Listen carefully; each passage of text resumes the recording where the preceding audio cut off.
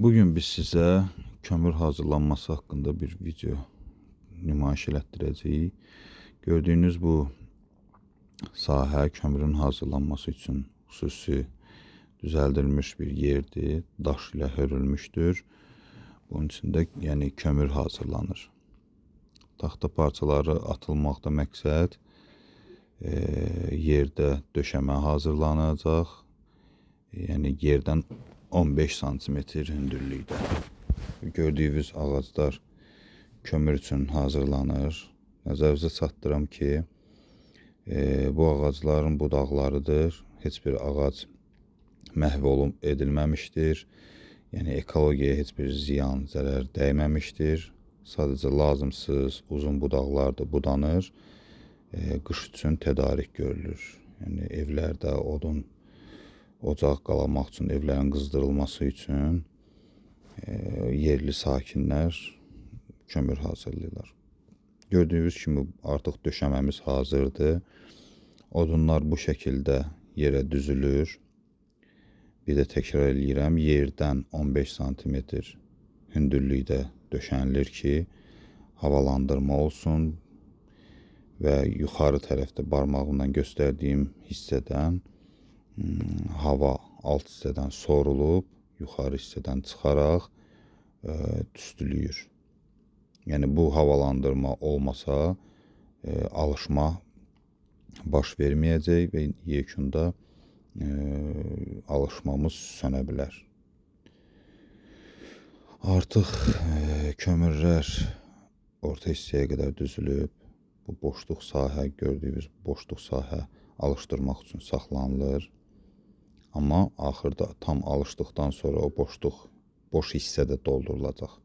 Yəni bu hövzənin içərisində heç bir boş yer qalmayacaq. Yalnız alt hissəsində boşluq hissə var. Dediyim kimi o alt hissədə yerdən 15 santimetr hündürlükdə bir hissədir ki, alışdıqdan sonra altdan bunlar sorulub, yuxarı baş tərəfdən tüstü bacasından sorulacaq. Demək olar ki, odunlar tam düzüldü, üstü dəmir karkasla bağlanılacaq və dəmir parçaları ilə örtüləcək. Yəni, boş yer qalmamalıdır, açıq yer qalmamalıdır. Bu dəmir parçaların tam üstünü bağlayandan sonra qum vasitəsilə bir daha bu şəkildə bağlayırıq. Qumla ona görə bağlanılır ki, dəmirlər yanmasın və istilik içəridə daha yaxşı odunları kömürə çevirsin. Baxın, orta hissəni bağlamışıq, hər iki tərəfdən açıq hissələr qalıb. Bu bizim ocağı alışdırmaq üçün açıq saxlamışıq. Yekunda bütün bu yerlər hamısı bağlanacaq. Bu isə bizim hövzənin baca hissəsidir. Bunun üstünü qumla bağlayıblar. İndi açacaq, tam alışıb, tüstüləmə prosesi baş verəndən sonra onu da deyim ki, 2 gün tüstüləmə prosesi gedir, alışma prosesi. 2 gün isə bütün bu açıq yerlər tam bağlanaraq içəridə boğulmaya buraxılır. Ümumi 4 gün çəkir bu proses. 2 gün tüstüləmə, 2 gün boğma. Boğulduqdan sonra bütün odunlar kömür vəziyyətinə gəlir. Mən sizə bunların hamısını sadəcə başlanğıc prosesini göstərirəm. Parmaqla göstərilən yer hava çıxan yerdir. Amma tam hazır video məndə yoxdur. Çünki bu proses 4 gün çəkdiyi üçün ilk günü mən sizə çəkib nümayiş elətdirirəm. Gələcəkdə tam hazır video əlavə edib sizə nümayiş elətdirəcəm. Artıq alışdırmağa başlayırıq. Gördüyümüz kimi itimiz də var, hürür. İndi biz xüsusi maye vasitəsilə bu həmin boş hissəni alışdıracağıq. Birinci odunların üstünə biraz əlavə edirik. Onda deyim ki, biraz diqqətli olmaq lazımdır. Çünki maddə çox alışqan maddədir. Biraz aralı durmaq lazımdır. Ümumiyyətlə bu kömür hazırlanması zamanı təhlükəsizlik qaydalarına riayət etmək lazımdır. İstər odunu doğrayarkən, baltadan istifadə edərkən, mişardan istifadə edərkən bütün təhlükəsizlik qaydalarına riayət etmək lazımdır. Bir daha nəzərinizə çatdırıram ki, burada heç bir ağaca ziyan vurulmamışdır. Sadəcə uzun və lazımsız budaqları budanaraq kömürə istifadə edilmişdir. Hələ ki gözləyirik tam alışsın. Kömür alt hissə tam alışdıqdan sonra bu boşluq hissə də odunla doldurulacaq. Artıq bir hissə alışıb. Ona görə də üzərinə odunları atırıq. Müəyyən yerə qədər doldururuq. Yəni mərhələli şəkildə bunu eləmək lazımdır. Birdən-birə doldurub alovumuzu söndürmüş olarıq. Mərhələli şəkildə bunları eləyirik ki, elə bir ki, belə deyim, manqalda köz hazırlayırsınız. Belə bir şeydir. Artıq bir tərəfi tam bağladıq. Digər tərəfdən alışdırdığımız tərəfi bağlamışıq. Alt hissə boş olduğu üçün buradan tüstüləmə prosesi başlayıb. Yəni bu havalandırma olmasaydı buradan tüstü çıxa bilməzdi. Yəni bunları nəzərə almaq lazımdır ki, mütləq şəkildə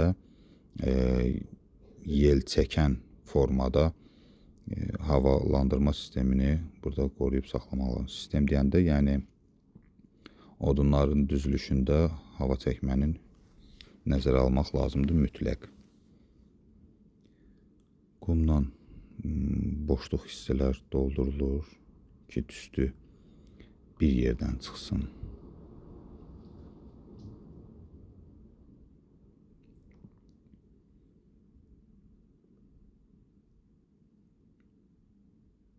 Artıq tüstüləyib rahat şəkildə alışma gedir. Yəni sonda bu tüstü yerləri bağlanıb üstü örtüləcək. Bu böyük bacadan tüstülər çıxacaq. Yəni bunlar sadəcə alışdırmaq üçün, dediyim kimi, mərhələli şəkildə etap-etap bunlar olunur. Sonra bağlayıb baş tərəfdən tüstünü buraxacaq.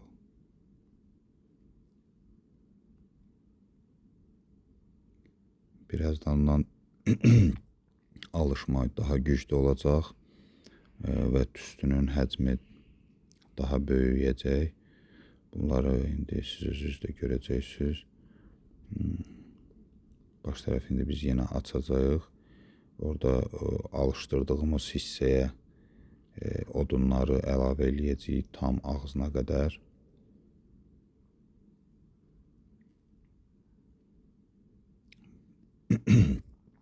Burada bu fikirləşə bilərsiniz ki, tüstü təbiətə ziyandır, nə bilim, insanlara ziyandır. Xeyr, bu təbii ağac tüstüsüdür. Burada heç bir kimyəvi maddə yoxdur, kimyəvi qatqı yoxdur. Ağacların təbii ağacların yanaraq tüstülənməsidir. Bu da belə deyim, təbiətdə, həyətlərdə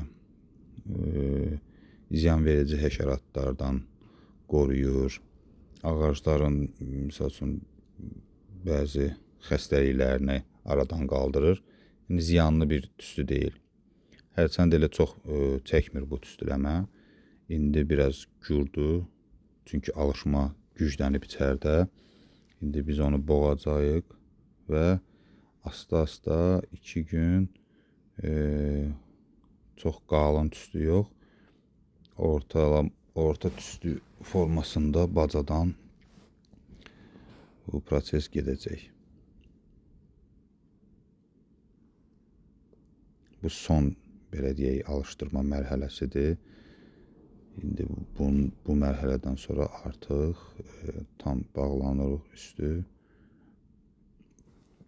və öz belə deyərlər, üzərinə buraxılır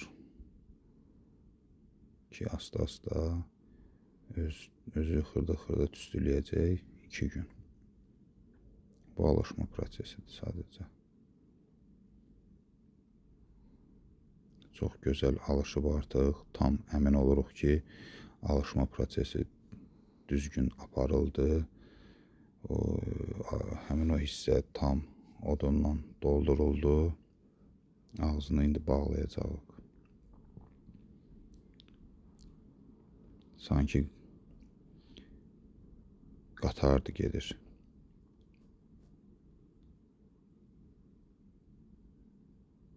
Çox maraqlı bir işdir, çox belə deyək, biraz əziyyətlidir, amma maraqlı bir prosesdir kömürün hazırlanmağı. Budur, tam bağlanıb hər yer. Bu öz bacasıdır, kömür hövzəsinin öz bacasıdır. 2 gün bu buradan tüstüylə çıxacaq. 2 gündən sonra ağzını tam bağlayacağıq və 2 gündə boğulma prosesi gedəcək. Ondan sonra növbəti 4-cü gün deyək də, 2 gün tüstüləmə, 2 gün boğulma, 4-cü gün üstü açılır və bizim kömürümüz artıq hazır olacaq. Sağ olun.